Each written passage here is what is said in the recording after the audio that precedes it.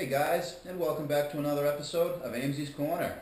So, I got a good one today. I got top 10 questions to ask a used car. Now this is questions to ask the car. I don't mean to ask the guy selling you the car, because that salesman, he doesn't know a lot about that one car you're looking at. He's got, what, 50, 60, who knows how many cars on the lot. You can't expect that guy that's selling you the car to know every detail of every car. So that's what you have to do as a buyer, is ask these 10 questions of the car itself. Number 10, has it been in any prior collisions? Now you can't ask the car, hey car, have you gotten in an accident before? It's not going to answer you. I don't care how nice you are. It's not going to answer you. You got to get under it and answer those questions yourself. The car is there. I don't care what the salesman says. I don't care what Carfax says. I don't care what your feelings tell you about the car. Unless you're somebody that works on cars for a living, these are questions you need to ask. Have you been in an accident? Now, what you're going to do to ask this question is you're going to look at the car. Look at the paint. Look at it in the light. Have a reflection going down the car of something bright beside it, and just look at the paint. Is it the same reflectivity the whole way down, or is there a section that kind of looks a little foggy? Maybe something's been going on. That's a good indication. Another indication of a car's been in an accident is look at the panel gaps. When the doors are closed, the hood's closed, the trunk's closed, look at all of those seams where something closes. If anything's bent in the car, those seams are gonna open up. Those can be the toughest thing to get perfect on a repair, a crash repair. And I know what I'm talking about crash repairs. I put these together, and these are things I look for. Look for the paint, look for panels not fitting right, look for anything loose that just doesn't look right.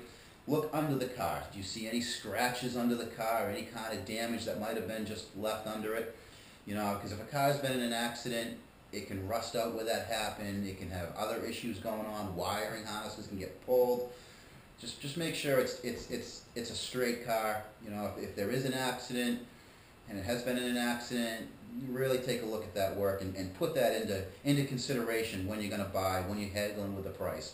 You know, bumpers get scuffed. You're not really worried about the bumpers. You're worried about quarter panels, doors and fenders and hood and trunk. Make sure those fit. If the bumpers are a little not quite right, bumpers, that's what they do. They take bumps, they get hit. So look for sheet metal damage. Anything that's been repaired, any kind of thing that doesn't fit, doesn't look right, that's going to be your first indication to walk away. Number 9. Look at the fastest wearing part of the car and how is it wearing, and that would be the tires. The fastest wearing part of any car on the road is the rubber. Are the tires worn evenly? Has it got all 4 of the same tires? Is the tread the same all the way across, or do the front tires bald on the edge? Is there a tire on the back bald on the edge? Another thing these guys in these dealers like to do selling used cars is they'll take the front wheels and put them on the back. I mean, everyone's going to look at the front wheels. Those are the wheels that steer the car, and if anything's out of whack, they're going to show it right away. Make sure it's got good tires on it, and don't take the salesman's word for any of this. Number 8, look for signs of water entry. Look for smells. Use your nose on this one. Cars will smell like a wet dog. Like if Chevy Trailblazers have water entry, they'll smell like a wet dog. You know, you just get that faint odor. Look at the carpet for any stains, because water entry can do a lot of damage to a car. And if water has entered that car in the past through a leaky sunroof, some leak that's hard to find, well, it's probably going to happen again, and it's going to cause you some problems. So just make sure there's no water entry. You know, if it has an aftermarket sunroof, if the car came with a sunroof, fine. If it's a sunroof that has another name on it and didn't come with the car, leave that car alone. It's not for you. Do not trust a car with an aftermarket sunroof. If anything goes wrong with that sunroof, where are you going to go to get it fixed? Where are you going to get parts for it? I got more than a few cars that come through my bag, that pretty new cars that worth a lot of money, but the sunroof just lets water into the car and kills the value of the car. And a lot of people don't realize that. That's one aftermarket accessory you should avoid. Number 7. Take it for a road test and shut the radio off. Who cares if the radio works when you're buying a car? That's going to be the least of your worries, is the radio work. Listen for any rumbling noises, creaks or groans, hit bumps. When you're taking your road test in that used car, look for the crappiest road you can find. Bumps, potholes, hit them all. Hit them all. You're not going to do any damage to the car. but you are going to hear noises that you can point out to the salesman and haggle a lower price. Maybe there's something seriously wrong that he doesn't even know about. Who knows? Like I said, the salesman's selling so many cars, he can't know every detail about every one. Take it for a good hard road test. Make sure there's no clunks and bumps. Make sure it shifts right. That's huge. Get on the throttle. Make it downshift. Make it work. Really stress it out a little bit. I don't mean take the car and go do a brake stand and a donut or drift around. I mean just get on the car. Make it work. Just like when you go to the doctor and do a stress test, and he's got you running as fast as you can and all that. You want to do that to a car, because that's when it's going to show its faults. Is when it's being pushed to its limits. But don't go over the limits, because I don't want you guys to go through the cabbage. Number 6, rust. This isn't going to be a problem in some parts of the world where it's nice, Arizona, deserts, Saudi, wherever. But up here in New England, the number one thing that takes cars off the road up here is rust. Get your flashlight, look at the rocker panels, especially if there's a plastic rocker panel cover. Look under there. Get in there and look at it. Maybe the car's low on the ground. Bring a jack, bring whatever it takes, bring a mirror, look at the rockers, look at the quarter panels over the back, the wheel arches, look at those areas, because those are the most expensive areas and the most critical areas to rust out and have to fix. A fender can be unbolted, a new fender can be bolted on, but you can't bolt on rocker panels. You can't bolt on a rear quarter panel. Make sure the rockers and quarters have no rust.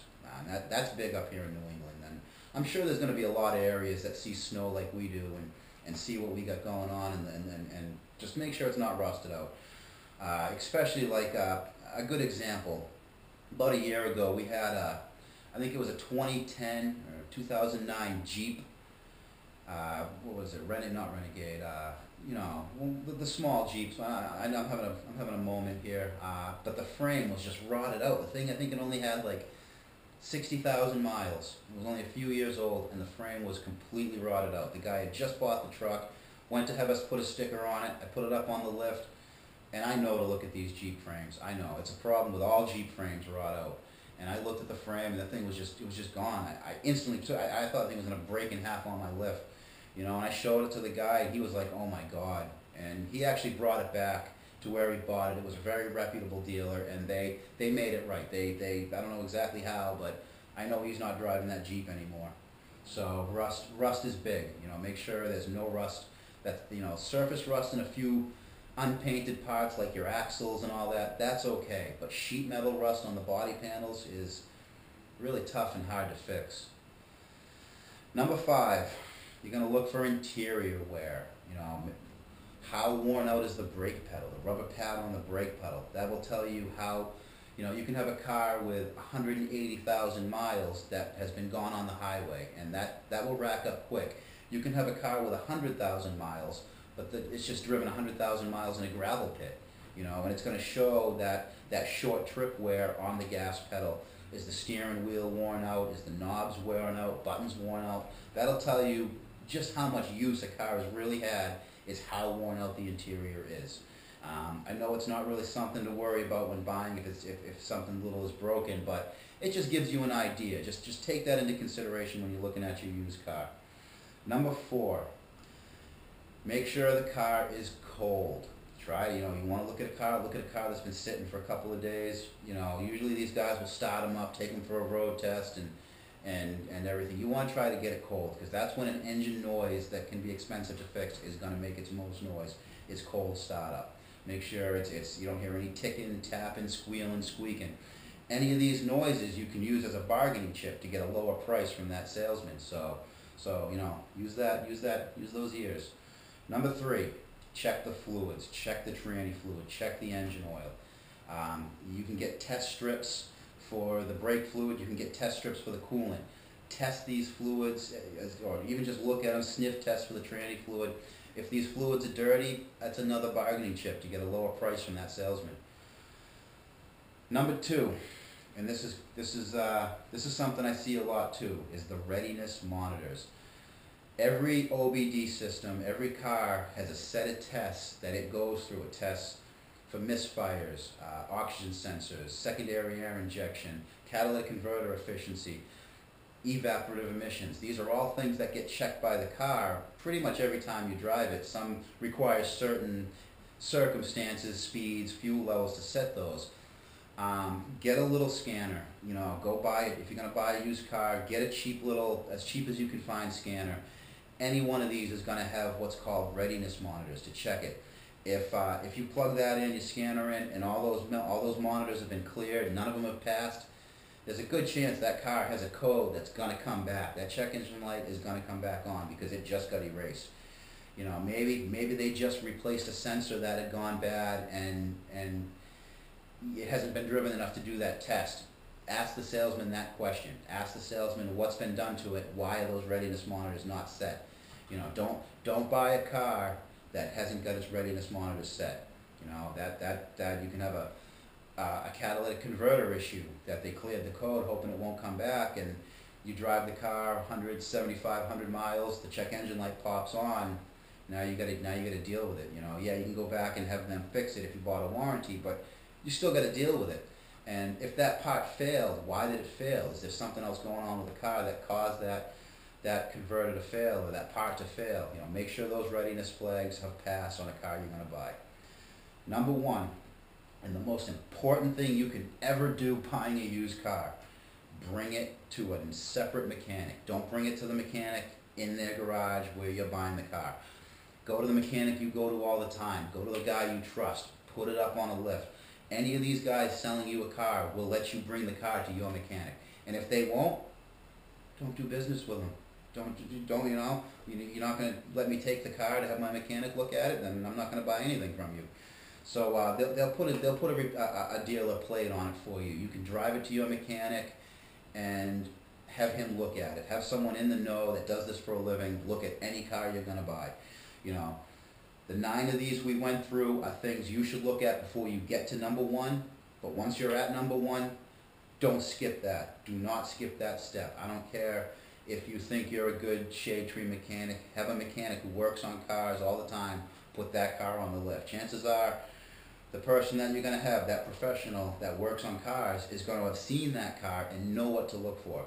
Going to know that that Jeep is going to have a rotten frame. Going to know that Honda Clunk is just a sway bar bushing, or that tranny issue is a serious issue. Bring your car to a mechanic before you buy it. Don't buy anything without having it on a lift at an independent person that isn't associated with the people you're buying the car.